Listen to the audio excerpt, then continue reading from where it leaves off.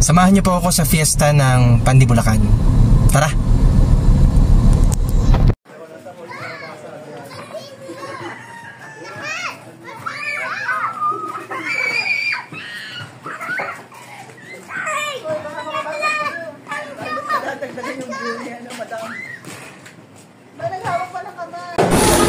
Pagkadating ng mga musikero, itong anak ko talagang ginalaw yung drum. Siyempre, napakabait ni kuya at pinagbigyan yung anak ko na gamitin yung drum nila. So dito, enjoy na enjoy yung anak ko sa paggamit niya ng drum.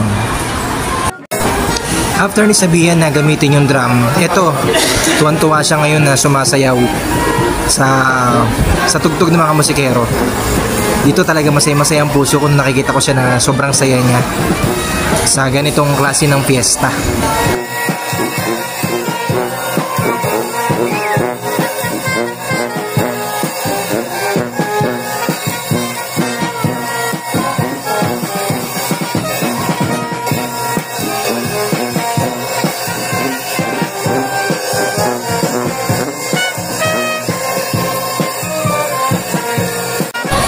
Pinaka the best talaga yung experience mo na mag-celebrate ka ng fiesta o umattend ka ng fiesta sa isang probinsya kumpara sa Maynila. Dito kasi talagang marirelax ka, mawawala yung stress mo, and at the same time yung ambience saka yung kapaligiran, yung kabukiran at yung mga tao, talagang enjoy na enjoy ako dito sa fiesta na to.